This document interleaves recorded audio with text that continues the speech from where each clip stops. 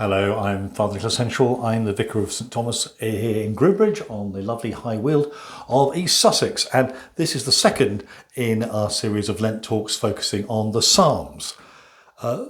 We've looked at a couple of Psalms already, and we're going to carry on through these Psalms expressing extraordinary sense of lament and hope, both as kind of public expressions and deeply personal poetry. Alongside this video, I've also loaded a video really trying to explore that question which has been asked several times in the course so far. Why are there so many different translations of the Psalms, so many different versions of the Psalms? And I hope there's a satisfactory reply in a quite lengthy video, but explores issues about translation and also issues about the Psalms themselves. So today we're moving to launch into one of the biggest Psalms. I don't mean longest, one of the big Psalms that we're going to be looking at because of its content and its feel. This is Psalm 38. I'll read the Psalm in full and then we'll begin to dive into it. A David Psalm to call to mind. We'll reflect on that title later. God, do not punish me or strike me in your anger. Your arrows have pierced deep. Your hand has struck hard. Because of your wrath, my whole body withers. Because of my sin, all my bones grow brittle. For my sins weigh me down, too heavy to bear. My wounds fester and reek because of my folly. Bent over and humbled, I walk in misery all day long. Fever consumes me, there is no health in my body. Feeble and broken, I cry out, groaning from the heart. Lord, you see what I long for. You hear all my sighs. My heart pounds, my strength fails. The light of my eyes is snuffed out. Friends and neighbours avoid me, keeping their distance. My mortal foes scheme against me, hatching plots day after day, and spreading lies to trap me. Like someone born deaf or unable to speak, I can no longer hear. I have no words for my defence, but I wait for you, Lord, and you, my God, will answer. I said, don't let them gloat, those who laugh when I fall. For I am about to collapse. There is no relief from my pain. I know my guilt and grieve over my sin. My enemies are strong. Many hate me for no reason.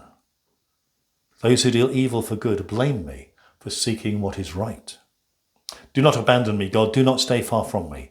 Hurry, Lord, help me, for you keep me safe. So Psalm 38 picks up a lot of the themes that we've already encountered in Psalm 6 last week, but in a more extended and much more graphic way. It's a direct address to God with a narrative running through it. That may, of course, be the implication of that psalm title, to call to mind, a big theme in the Old Testament, not just in the Psalms, that sense that God has been found faithful in the past and therefore is faithful for the future. And so as the psalmist rehearses, if you like, their sense of desolation before God, that's a remembrance that God will speak in the present, not simply in the past. You get the same say in Psalm 18. From the depths I cried out, my plea reached the heavens, God heard me. And indeed in Psalm 32 from last week, then I stopped hiding my sin and spoke out, God, I confess my wrong, and you pardoned me. That's that strong sense of that relationship in prayer. A general theme in the Psalms and elsewhere to reflect on briefly, but is fundamental, I guess, to this whole course, is that deeply Lenten theme, that we come into the presence of God and become aware of who we truly are, and particularly of our frailty, what the great hermit nun Maria of Boulding used to call the slum within. The slum within, that's what the desert looks like, the desert of Lent, the desert of our hearts. And yet it is in that recognition of our frailty, of our need, our bankruptcy, which begins to open the door to more deeply to God's action in our lives. And that's not about how we feel, but about who we know ourselves to be in God's presence. I think that's really important. The God who knows us and loves us better than we know ourselves. The God who knows us and loves us, warts and all, despite and because of our inadequacies. Our confession of our need, as in this psalm, however dark that may be, is a crucial step in embracing the fullness of life which Jesus promises. Once again, these psalms of lament and therefore psalms of hope give us words that enable us to bring our most challenging experiences into our prayer, into the presence of God. So now let's dive straight in to the text of the psalm. And just note at the outset, as a couple of stylistic things, that like many psalms, and remember these psalms mostly have their origins in public worship. It begins with a formula and ends with a formula, beginning, God, do not punish me or strike me in your anger, ending, hurry, Lord, help me, Lord, you keep me safe. Now, there's lots of that going on in the Psalms. Psalm 51, which we're going to look at in a few minutes' time. O Lord, open our lips and our mouth shall proclaim your praise. That's been used at the beginning of morning prayer in the Western Christian tradition for 2,000 years, pretty much. And then the opening of Psalm 70. O God, make speed to save us. O Lord, make haste to help us. That's how I began my morning prayers this morning. Now, that's unsurprising, given that throughout history, the Psalms have been used in both public worship and personal prayer. But the formulas are worth noting that literary structures actually underpin this poetry and make it live in extraordinary ways. And just a note about that, public worship and personal prayer. It really is important for us to note, if we, with these wonderful poems from the Old Testament and the whole of the Old Testament, and indeed else and the New too, that we often talk about the individual. And that's not a category known in the biblical languages, and I think that's really important to notice. The word individual is not used of a single human agent until probably the 15th, 16th centuries in English. And the word individual doesn't exist in either Greek or Hebrew. The concept doesn't exist. Well, I suppose in Greek it does. It's idios, an idiot. To be an individual is to be absolutely outside society. So the biblical languages really talk about us, not me. It's corporate, fundamentally corporate. I won't go on about that because I can get really overexcited about it. But the Psalms are corporate expressions of our personal spirituality and invite us in there.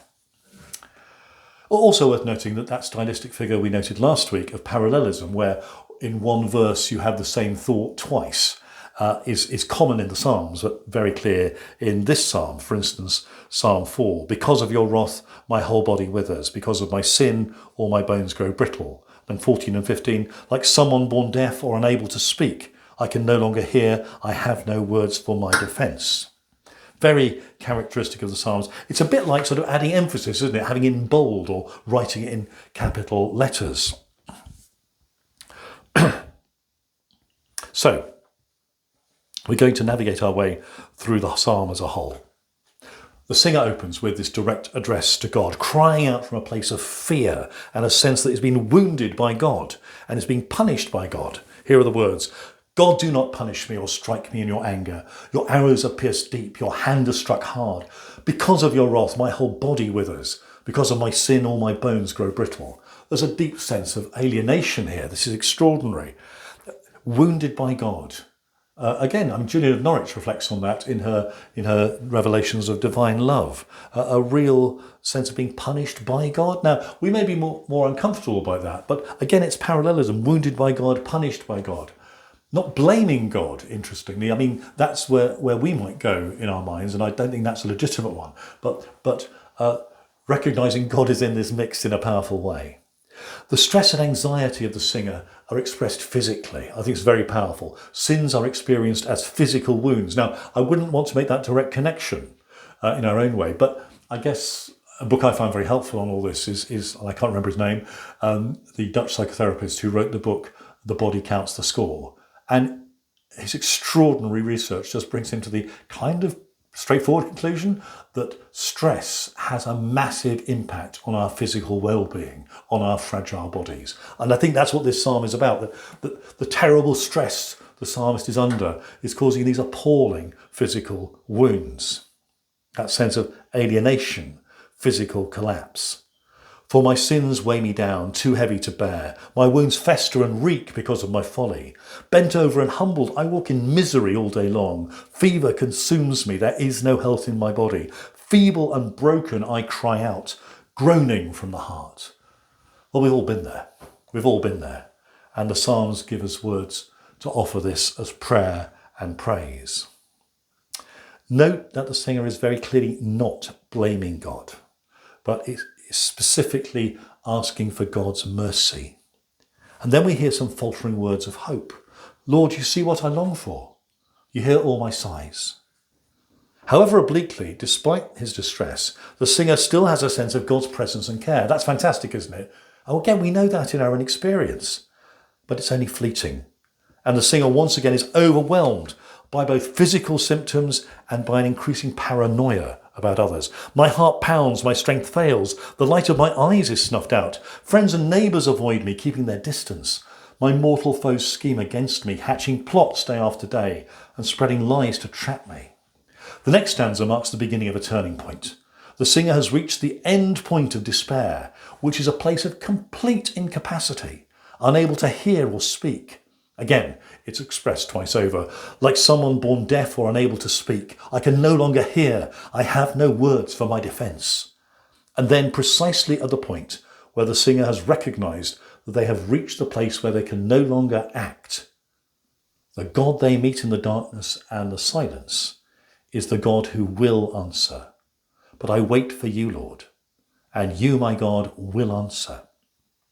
Those words could easily have brought this psalm to a satisfactory conclusion, but no, there is, as so often in the psalms, more.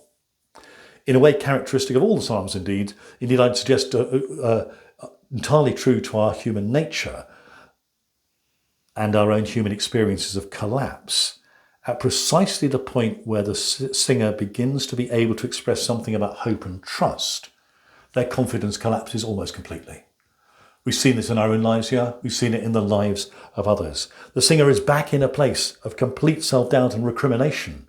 Verse 16 turned out to be a false dawn, and instead, I said, don't let them gloat. Those who laugh when I fall, for I'm about to collapse. There is no relief from my pain. And it is then, it's precisely then, at the lowest possible point, that things begin to clear. The singer has been broken down by everything that life has to throw at him. And he is now precisely there, utterly vulnerable. And remember what the word vulnerable means. It doesn't mean wounded. It means our capacity to be wounded. Now, that's something profound and different. And in this point, they are able to do two things. First, recognise exactly how wretched they are. And second, begin to trust the rescue that God offers. Wow. Oh, a deeply biblical pattern, deeply New Testament pattern, and one that we know in our own lives. I know my guilt and grieve over my sin. My enemies are strong. Many hate me for no reason. Those who deal evil for good blame me for seeking what is right. Do not abandon me, God. Do not stay far from me. Hurry, Lord, help me, for you keep me safe. This is a very powerful psalm, and an invitation not simply for us to eavesdrop on someone else's account of their collapse, their breakdown, their restoration, but to recognise elements of our own journey here. That seems to be very important. And indeed, as Christians have read the Psalms from the beginning through the lens of the New Testament, to see here the same promise that we have in the death and resurrection of Jesus Christ.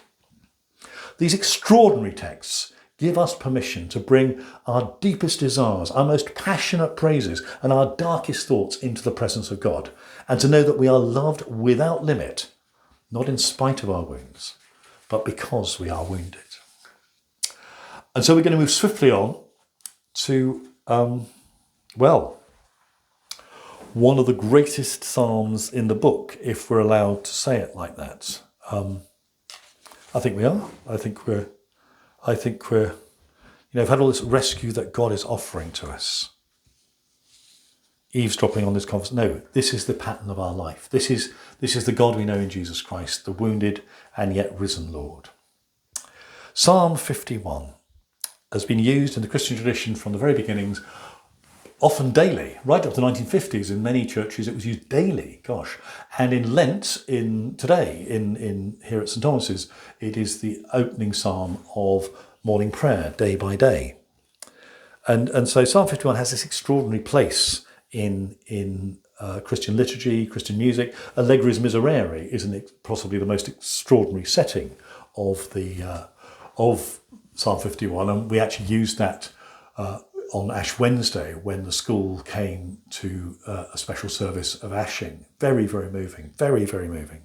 I invite you, particularly in this psalm, to pay attention to the tone. It's a psalm of lament, absolutely, but it's very clearly different from some of the psalms we've already engaged with, including the one we've just looked at now. The singer's deeply engaged, certainly, but there is a very level tone. He's more analytic, although not distracted. And I'd suggest that's one of the features that has made this such a durable text, both for public worship and for personal prayer. The great Hebrew scholar and Bible translator Robert Alter notes in his comments on this psalm, the eloquent confessional mode of this psalm has made it an important liturgical vehicle for both Christians and Jews. The wrenching pleas of verse 13, do not cast me aside, stripped of your Holy Spirit, is used in the introduction to the penitential prayer during the Jewish days of awe. So 3,000 years of history packed into this extraordinary psalm. So here we have it. Title very simple for the lead player, whatever that means, a David psalm. Have mercy, tender God. Forget that I defied you. Wash away my sin. Cleanse me from my guilt. I know my evil well, it stares me in the face. Evil done to you alone before your very eyes. How right your condemnation, your verdict clearly just. You see me for what I am, a sinner before my birth. You love those centred in truth. Teach me your hidden wisdom. Wash me with fresh water. Wash me bright as snow. Fill me with happy songs. Let the bones you bruised now dance. Shut your eyes to my sin. Make my guilt disappear. Creator, reshape my heart. God, steady my spirit. Do not cast me aside, stripped of your Holy Spirit. Save me, bring back my joy. Support me, strengthen my will. Then I will teach your way, and sinners will turn to you. Help me stop my tears, and I will sing your goodness. Lord, give me words, and I will shout your praise. When I offer a holocaust, the gift does not please you. So I offer my shattered spirit, a changed heart you welcome. In your love, make Zion lovely. Rebuild the walls of Jerusalem. Then sacrifice will please you, young bulls upon your altar. There is an attempt in some of the biblical superscriptions, the titles given to Psalms, to fit them all into King David's reign. And this one has tried. This is a note from one biblical version. Upon Nathan the prophet coming to him when he had come to bed with Bathsheba. That's David. Really? Well, there's no agreement at all about whether the titles of the Psalms that you find in Bibles are original or added much, much later. I tend to think they're added much, much later. The real problem is this Psalm very clearly is located in the 6th century BC, and David is 1000 BC. So it's highly unlikely. It's highly unlikely. Although, of course, those biblical narratives deeply express something about the problems of human life and how we live. And of course, David is a scandalous man. The great king who ends up as an adulterer, a murderer, who then goes to fight for the other side against his own people. It's not pretty. It's not pretty. Anyway, we're not going to get hung up by David at this point. The powerful themes of this psalm, Psalm 51. Their rejection of sacrifice is very interesting. A broken and contrite heart God will not despise. Doesn't care about bulls and so forth. Although then in the next verse, well, you will want sacrifice when it's all okay.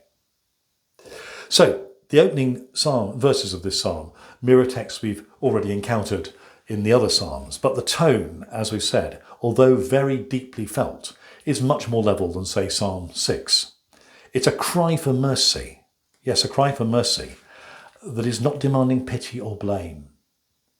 It's seeking to place before God the appallingly messy nature of being human and inviting God's mercy into that as a means for our transformation. Have mercy, tender God, forget that I defied you. Wash away my sin, cleanse me from my guilt. I know my evil well, it stares me in the face, evil done to you alone, before your very eyes. The singer fully recognises the truth about himself, the truth about being human, our moral bankruptcy. But this very confession is itself a dynamic opening up to God, deeply characteristic of the Psalms, that God invites us to bring the broken fragments of our lives into God's presence. And that is the place where we will come to know God's mercy and have an ever deepening experience of God's love. Now this can sound quite countercultural to us, especially in Anglo-Saxon sort of Northern Europe. but it's completely natural in the Psalms. Some of our traditions can easily lead us to think that God only loves the positive, the morally acceptable aspects of our lives, that God only loves us when we're good. Jesus in the New Testament blows that completely apart, of course.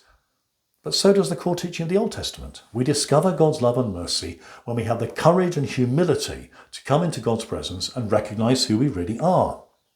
Our vulnerabilities, our failures, our moral culpability. That is the place where healing begins. And that is the place of which the psalmist sings. He continues in the same deep but level tone with a sober recognition that he deserves condemnation. How right your condemnation, your verdict clearly just. You see me for what I am, a sinner before my birth. God's justice demands condemnation, and the singer recognises that this is bound up with his whole life. Now, verse 7 has often been intentionally mistranslated. Oh dear. I'm afraid all religious traditions seem to do this. You decided what you think ought to be said in there, so you change the text or mess around with the text to say, oh, it is in there. And the transgressor here is the medieval doctrine of original sin, which I think is completely absent from the Bible, and yet became very established, even though it's not a biblical doctrine, became very established in the High Middle Ages. And this line, a sinner before my birth, in some translations, in sin my mother conceived me. Oh, right. So a sinner before my birth is different. So this translation is saying something very straightforward, that, even from the beginning, life's not straightforward. No. In sin my mother conceived me, which is one of the medieval translations, is all about, oh yeah, we're all steeped in original sin. Doesn't say that.